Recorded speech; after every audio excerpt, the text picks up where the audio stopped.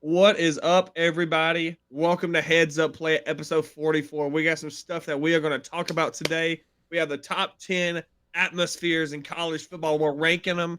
We're going to have updates on College World Series, and of course, we have our question of the day where we're going to ask which celebrity has had more success today. So stay tuned till the end to see who you think has more success. But guys, let's dive into episode 44 of Heads Up Play.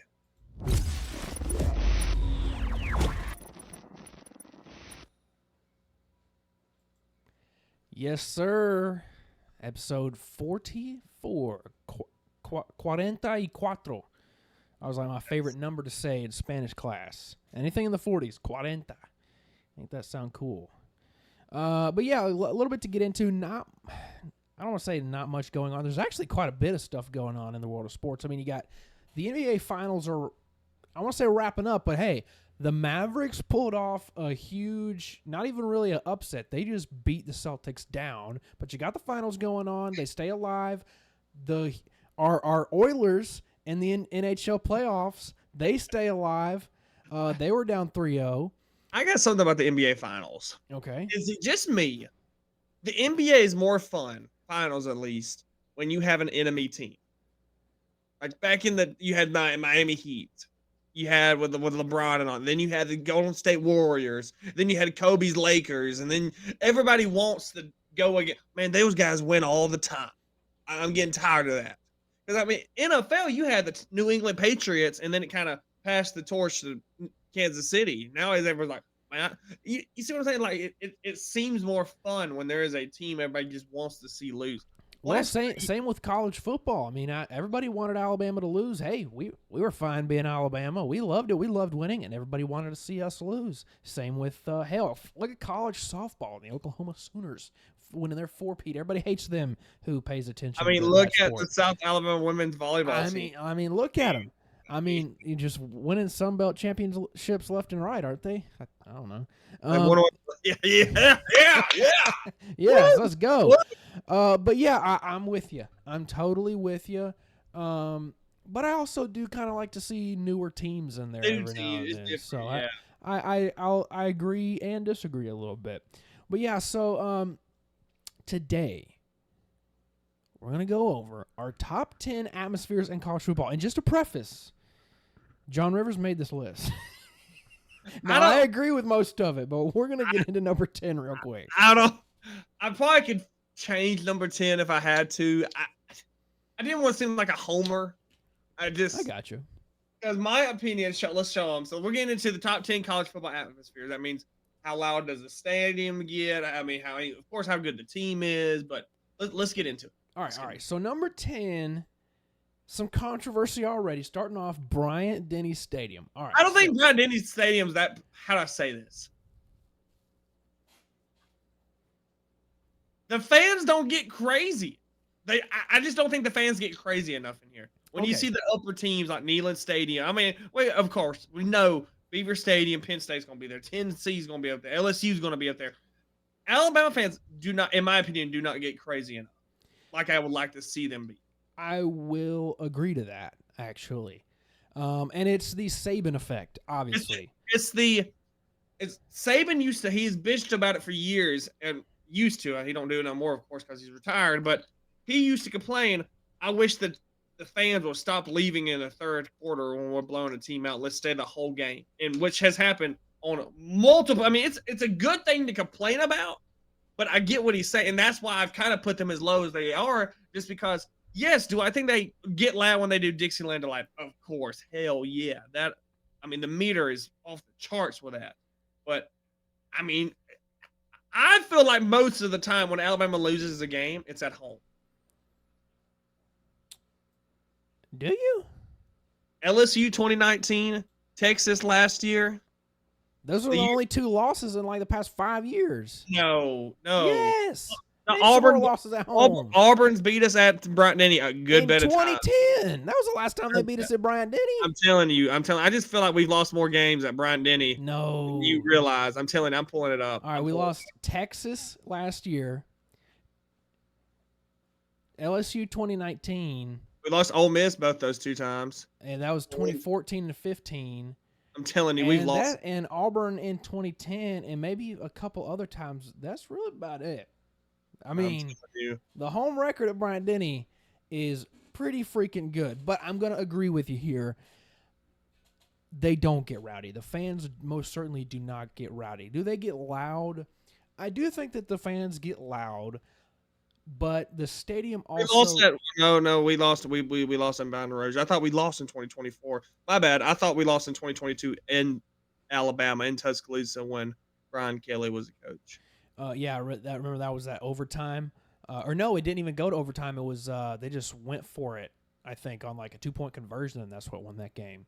I tend to forget losses pretty easily, but yeah. So I don't think the stadium, though it is massive, and when I say massive, for a stadium of its capacity, which is at 100,000 or a little bit over, when you compare it to stadiums that are just as big or if not bigger, it is massive. I mean, I've driven past the Big House, which is the biggest stadium in college football, the biggest stadium in America, and Bryant-Denny is bigger than it. Not as big of a capacity, but Bryant-Denny is size-wise is just huge. It is an absolute cathedral.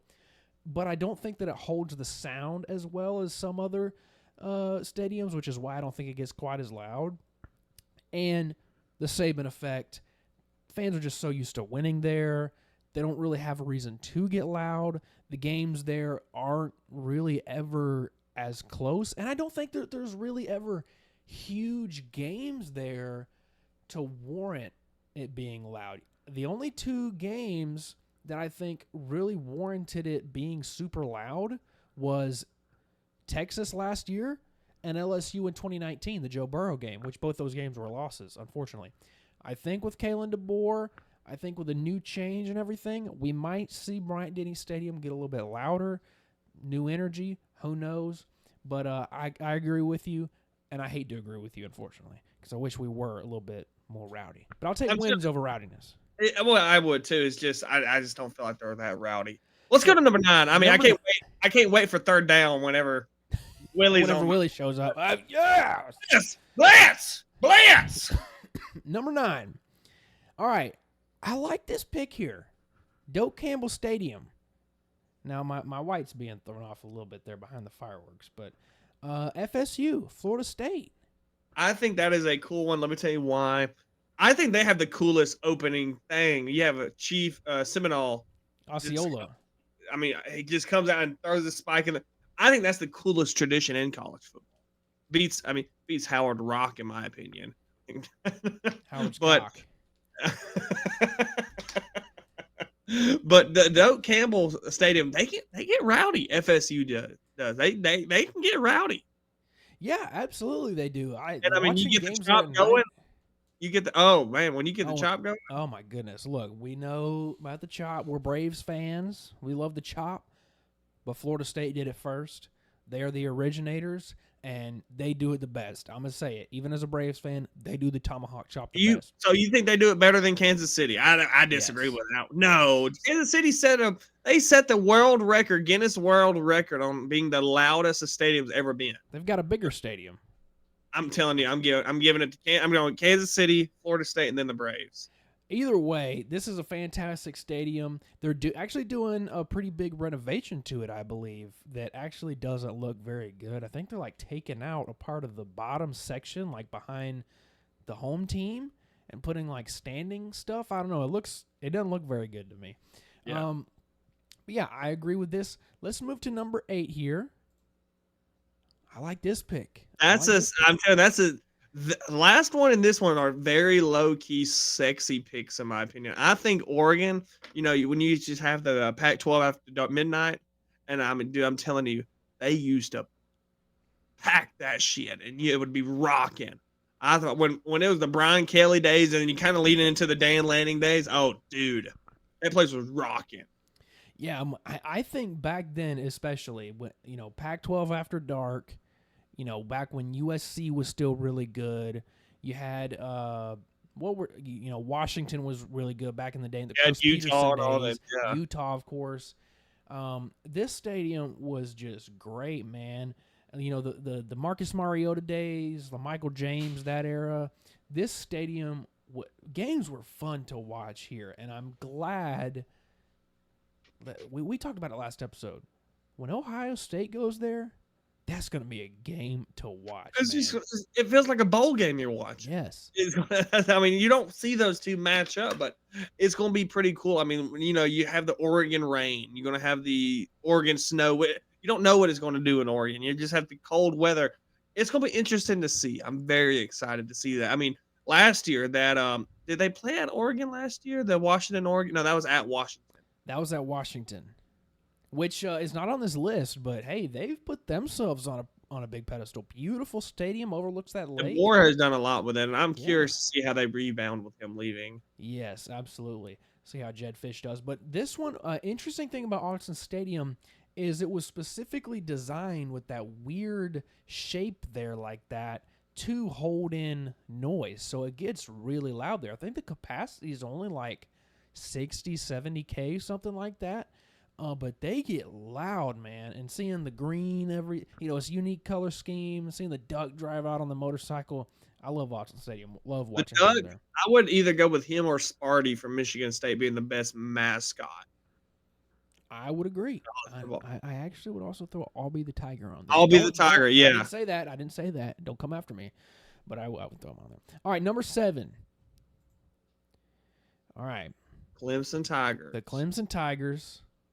If you would have asked me this if you would have asked me in 2015, this would have been in my top 5.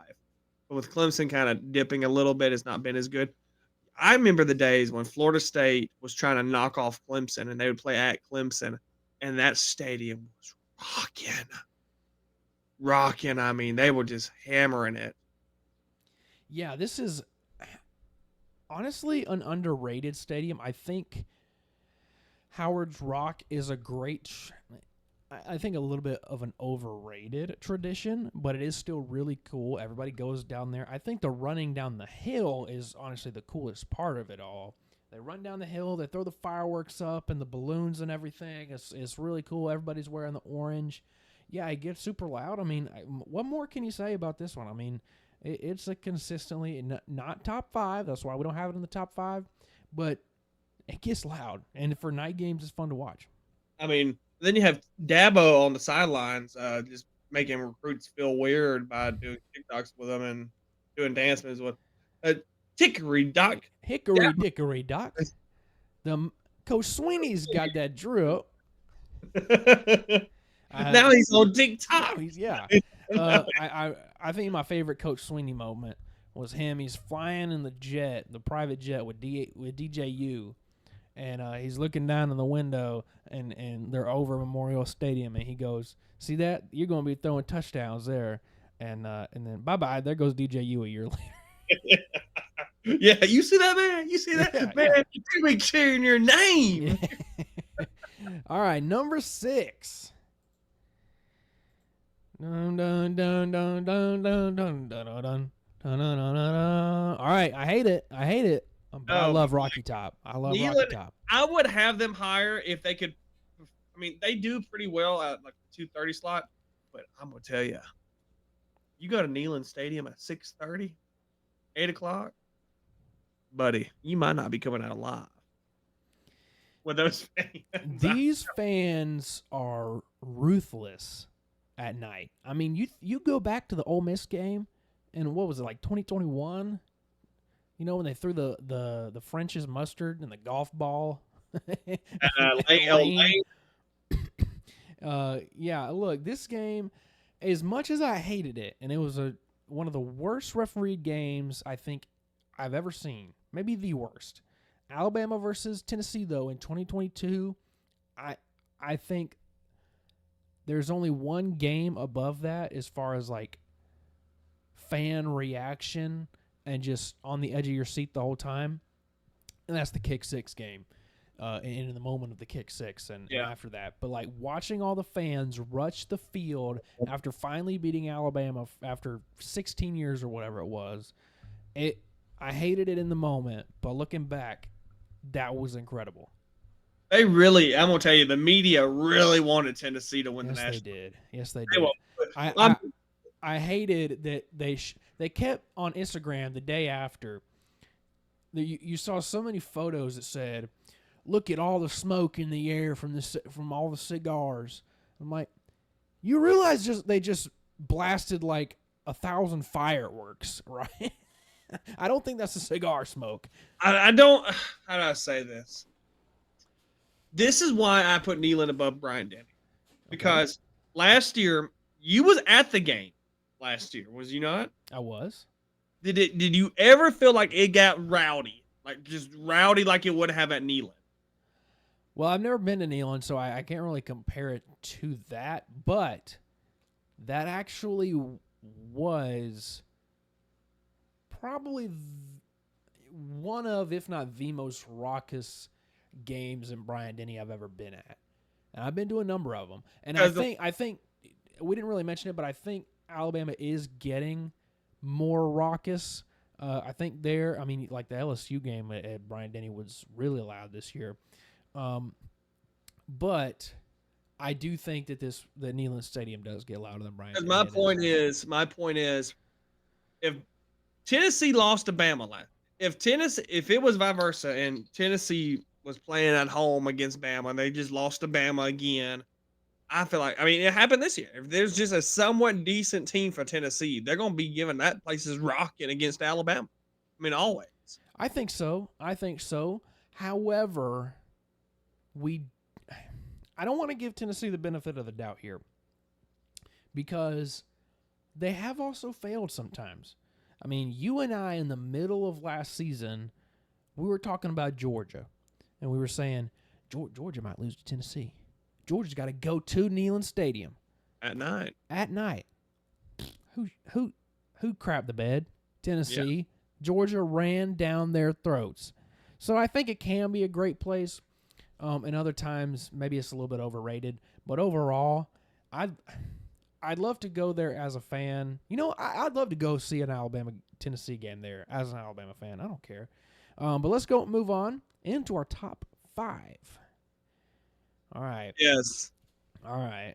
Go ahead and explain this one here, because I agree with you, but go ahead and give your take. I think Jordan Hare is a very underrated. People forget because Auburn is and I'm not saying this as Alabama. They're in a down status right now. Of course, everybody knows that, and that's rare for Auburn. Auburn's usually top tier in the SEC. I'll give them that. They usually are. Are they the top dog? No, but they're never this low as they've been. But I think it's on the uprising when you get the Jordan Hare.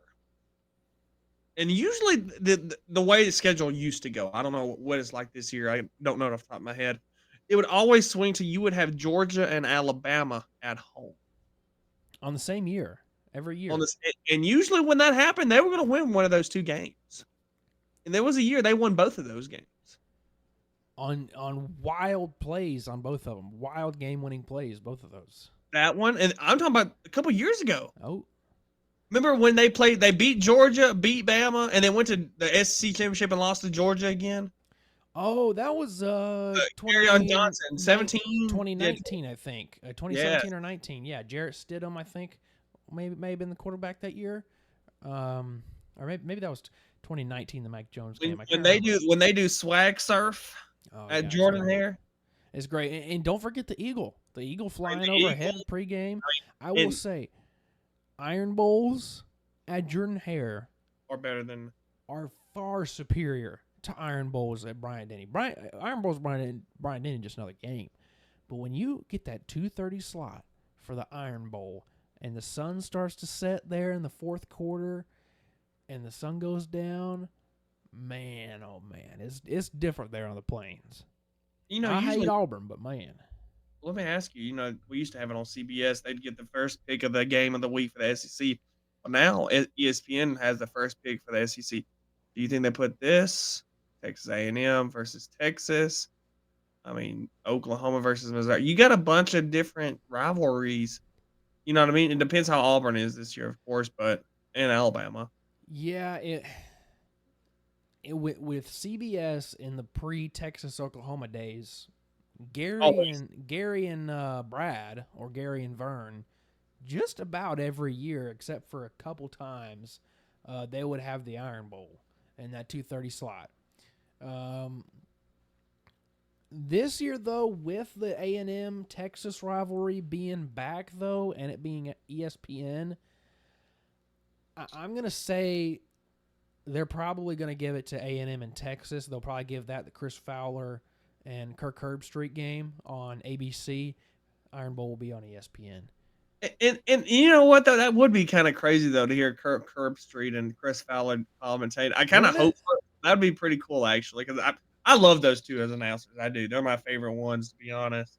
But all right, let's get to number 4. Let's get to number Number 4, the Swamp. Swamp. The I want you to Swamp. talk about this one because I mean you know the Swamp. I think the Swamp is right now. If Florida wasn't down like the last couple of years, they'd be in the top. I think they'd be could have a chance for number 1. Well, what sucks about it is, you know, when a team is down, they get less primetime games. You're getting more games during the day, right? Yeah. So, and the aura of the Swamp comes with their night games. The Swamp at night is incredible. Now, I've only ever been to one game so far. I'm going to be going to some more this coming season. Hopefully, I can be there for a night game. And the one game I was at was a day game. But, I mean, you go back to last season, they played Tennessee at home, big upset, and that was a night game. Incredible. They get so loud. And it's because when you're there at the Swamp, the stadium itself really isn't all that big size-wise. It's actually kind of small, and you can kind of see here in this picture, you know, if you look at the stands, like that's not that high. No, it's not at all. But I mean, they pack the people in there. You are packed in there like sardines. The stadium is as old as Christ. I mean, it's honestly kind of a POS, to be honest. I'm about to say it's not a good stadium. No. It's not a good stadium at all. They're doing a big like $400 million renovation on it sometime within the next year or two, which is necessary. But I mean that doesn't take away from the fact that it is still an incredible environment. I will say the Swamp is second best environment in the SEC all day long. I agree with that. I could go with. I mean, I can see where you make that argument. I can see that. I just want to also saw a tweet pop up on my phone, and I can't go a video with that dog in Auburn. I mean, well, of course not. Is it Janai Broom? A pro football franchise in Birmingham was created and built a dynasty of 3 straight championships before Auburn has had a 7-win season. Congratulations to the Birmingham Stallions. Give us an NFL team. That they don't want us to have one because they're scared. That's what it is. We dominate. That's just the football state. Give me Talia talk, not Tua. I want Talia. Give me Talia. He's probably more likely to go to the Stallions than anywhere. And I want Warrior Upchurch as my running back. Give me Glenn Coffee. Real Alabama fans remember them. Yeah. With Marquise Mays and Darius Hayes. That's right. Give me Dre Kirkpatrick in the backfield. Kevin Norwood. Yeah. All right, let's move to number 3 here. The Big House. I don't know what it is. Don't watch it. I mean, of course, I watch one or two Michigan game a year, but that one of those games I watch is always the game.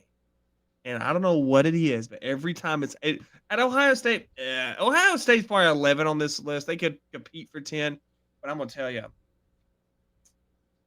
Michigan, when they play Ohio State and it snows, I don't know what it does. That game intensifies in 10-fold.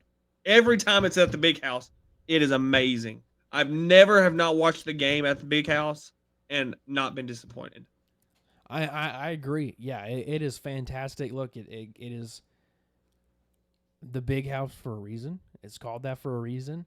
Michigan fans are passionate, and all those games are so fun to watch. And for a long time, I don't know if you knew this, Michigan never played night games. I think it was only up until like 2012 or something like that that they played their first night game, and it was against Notre Dame.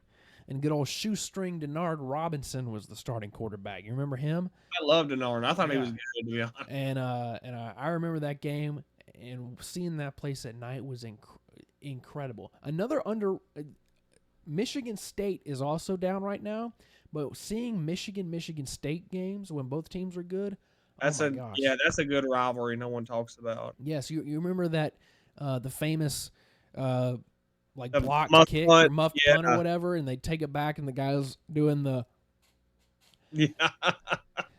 great, This great. this is a this photo kills me. Let me tell you, this is one of those like everybody's in the back and like you can look at the people in the back here. And I mean, it's so big. It's one of those like I wouldn't want to sit there because you can't see the football, but you have someone screaming next to you.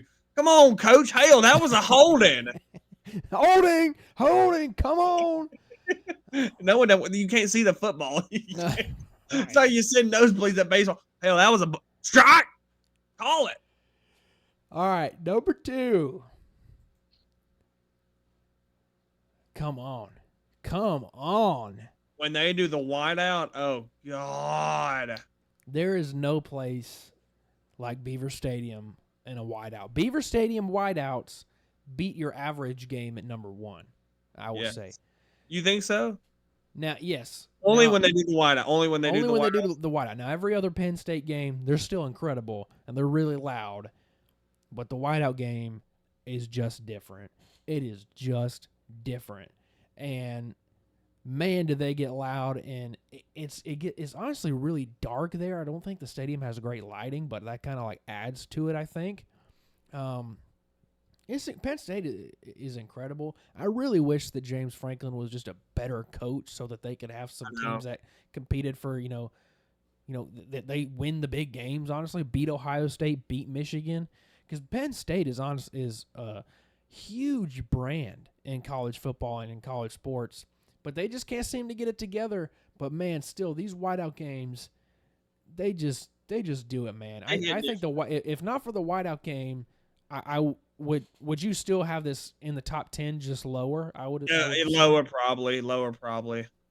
I think is it me or it seems like the end zone is even closer to closer to the crowd is closer to the end zone. It's right there. Yeah. Oh, you're stacked up there, and that's another one with that we forgot to mention.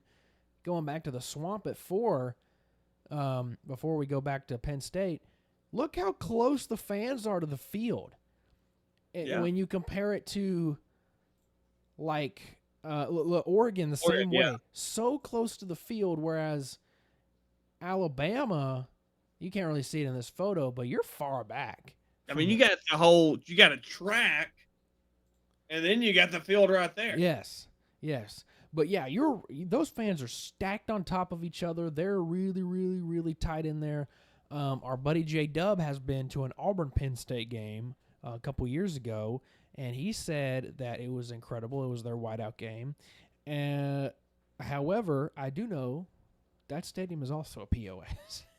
Yes. I believe that stadium is like falling apart bad, like Oakland A's level bad. But do you think that, and I'm not trying to get into too controversial right now, is Joe Pa wiped from all the books? Oh, I don't know. Wiped from the books? Yeah, because I think he had all of his wins. They took his statue down and all that. Yeah, I do think so. I think he might have been the winningest coach of all time at one point, because I think he had like passed. He took it at one point. Yeah, he passed him. Yeah. All right, let's move to number 1. Who else? LSU Tigers. I mean, you got to do this. Is the real Death Valley, in my opinion. Yes. I mean, this is. I mean, come on. Like, there's no other. Suck that Tigers. I mean, come on. I mean, there's just something about some rowdy Cajuns going crazy, and it's everything with LSU. It ain't just the game. It's the pre-gaming, the tailgates. They're cooking alligator and shit. It's the whole state of Louisiana. Have you ever been to a Saints game? I've never. The Saints game is so loud and rowdy. I'm just, and it was week 2. Yeah, they are just different, and I mean, what more can you say? I mean, it's like you said, the real Death Valley, number 1, easily. I mean, I think this one speaks for itself. I think everybody would agree with this. In my opinion, if you don't, then you don't know ball. And I'm sorry that I did not include Randall Field from Wisconsin that everybody talks about. Let me ask you one that you didn't include. Kyle Field, Texas A&M. I thought I put Kyle Field on there. I left them off. No Then. Kyle Field. Would you put them at say 11 or so They top would replace 15? They would replace Clemson. I Oh, thought I put them on there. Kyle Field. Yeah, Kyle Field. Incredible I environment. had them on my first list, and then when I changed, shit. Yeah, Kyle Field would have been 7. Kyle Field, yeah, knock out Clemson, put Kyle Field there. Kyle Field is amazing, amazing. Kyle Field is incredible. I'm so sorry. Yeah, I had them on my first because I had my second list and I had my first list. Yeah, I had Kyle Field 7. It's okay. Once YouTube starts paying us, we'll be more likely to, not make mistakes. So Yeah. maybe we're just, Get waiting better. for the money. Yeah, get better, YouTube. Yeah, it's not John Rivers that made the mistake. It's you. I never make mistakes. All right. So let's talk a little bit about the College World Series You for a guys can second. lie to me because I'm gonna be honest with you. I don't know what the hell's going on right now. Yeah, you're all good. I know you don't. I don't know. So College World Series going on. It started up in Omaha. Got 8 teams, 4 of them from the SEC, 4 from the ACC. So all SEC, ACC. Almost was 5 SEC, 3 ACC. So, I know the teams are Kentucky, Texas A&M, not Ole Miss, Kentucky, Texas A&M, Florida, Tennessee, North Carolina, NC State, Virginia, and who else we got? Oh my goodness! Virginia. I said Virginia. Clemson. No, Clemson was beat out. Oh gosh, who was the other team? Florida State. Okay, Florida so State. who do you think will win it? I think. But I don't. Like I said, I don't. So all right. So here's how it works. So you've got 2 brackets. You've got 2 4-team brackets. Yeah, I know how the brackets work. Right. So and it's a double elimination.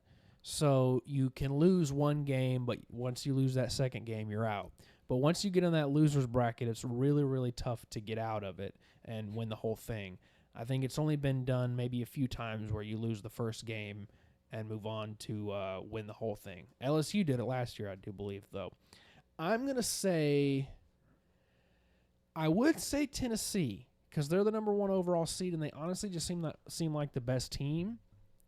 But it's been since like 1995 since the number 1 overall seed has won the whole tournament.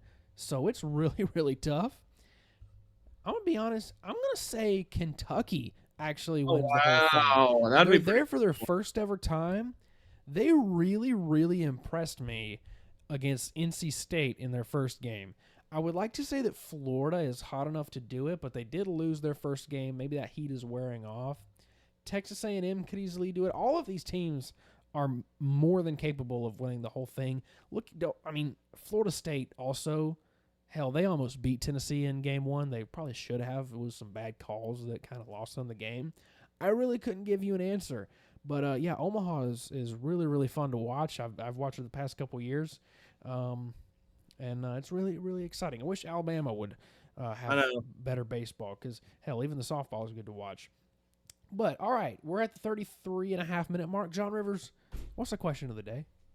I like doing the actors who is more successful. I like that. We're going to go with this week's edition, or this episode edition. Ben Stiller. He's kind of an underrated, in my opinion. He don't get enough credit as he should. He doesn't. Comedy.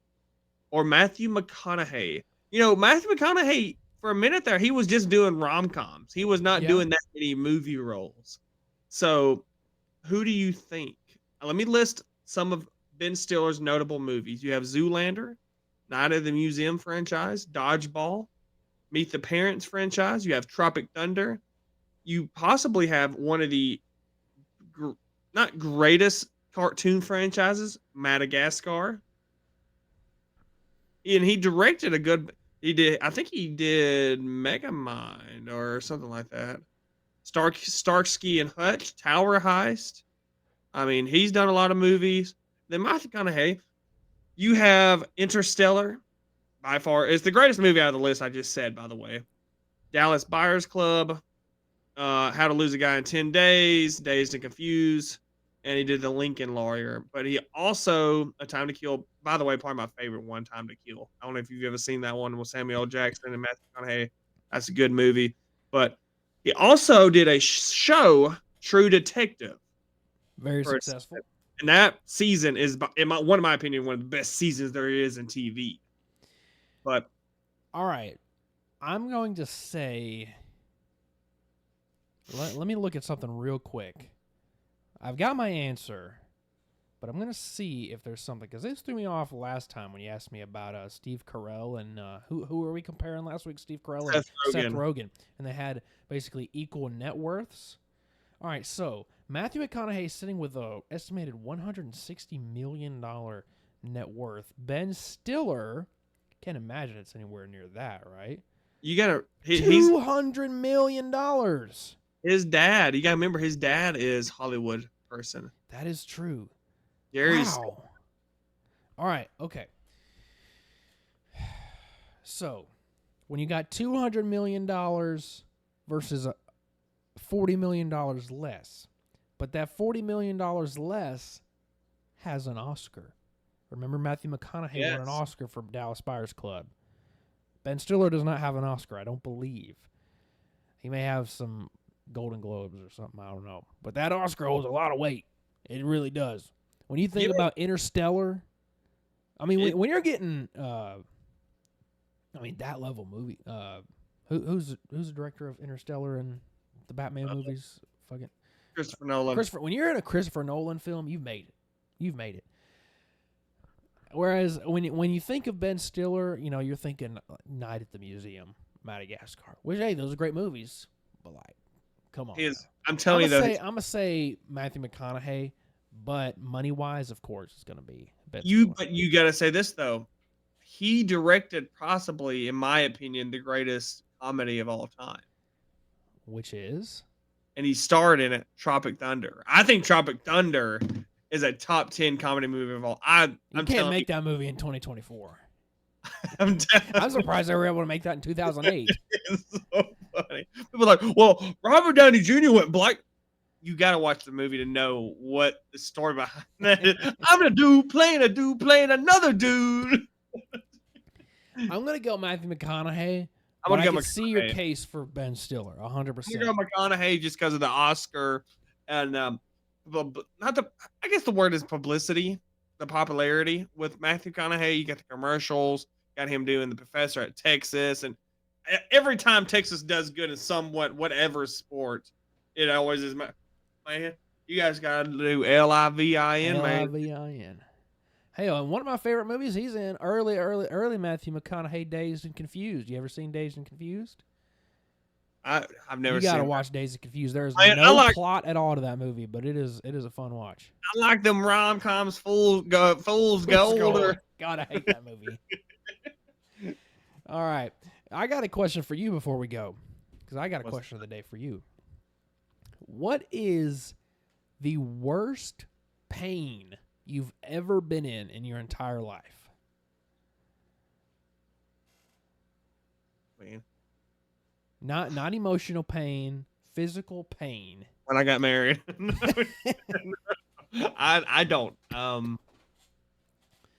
mean, I broke my nose and I had a very mild concussion, and apparently I was telling, I don't remember any of this. Apparently I was in major pain for that. Really? I don't know. I can't think of nothing. I had to have surgery in the 4th grade. I had a hernia surgery, and that was tough. What if I just drove to Dothan right now and cut off your arm? Would that give you something to talk about? What about you? I don't know. I've got a couple. I've got two, and they've both happened within 2 years of each other. Both pretty recent. Was it? I think I might know one of them. Okay, you probably know two of them. The first one happened only about a couple months ago, and it was, dental pain. Oh yeah, does not that is there is something to that dental pain because it is so focused in your mouth, such a small area of pain, But oh my God, I had a fever. I was in so much pain. I had a really big abscess. Had to get a root canal. Oh, it hurt so bad. I could not sleep. I was shaking. Nothing could cure the pain until they actually just injected me with the crap at the dentist. Other one, kidney stones. I knew the kidney stones one. That's the one. I forgot about the tooth one. I've had kidney stones twice. The first time I didn't know I had them because I peed blood. I didn't feel anything at all. So I just went to the doctor and they did tests on me. They said I had kidney stones and I got them removed. So I didn't feel any pain that time. But exactly 2 years after my first kidney stones, I had them again. Exactly 2 years. And I had the same surgery exactly 2 years after the first one. It hurt that time. Oh my God. It felt like, like somebody jabbing a knife into you and just turning it around. And it's just a little teeny tiny rock. Just a little rock. Yeah. Contrary to popular belief, if you ever get a kidney stone, the painful part is not the peeing of it out. You'd think it would hurt like hell peeing out a rock from your you-know-what. Yeah. Like, that just sounds really painful. And it's a jagged thing, too. No. That actually, I haven't experienced that because I've had surgeries both times to get them out because they were too big. I couldn't pass them. The passing of it through what's called the ureter, which is the tube that goes from your kidney to your bladder, it's like 10 times as thin as your urethra. So that's what hurts. And it's like 10 times longer. So it takes so long for that. It's like trying to push like a dodgeball through a hose pipe. Yeah. That hurts, man. So, all right. I think that does it for episode, what is this, 44? Your worst pains when you get engaged. Yeah, I really didn't want to do that. It's like women when they have kids. It's like you want to have it, but it's like, do you really? You really want to go through that? Hey, they don't watch this anyways. Whatever. All right, everybody, be sure to follow us on Instagram, TikTok, Twitter, and X. Drop a like, subscribe. You know the deal. Comment. What is your favorite environment in college football? What do you think is the number one toughest place to play? If it's not Tiger Stadium, what are you doing? John Rivers, hit him with it. You stay classy. Stay classy.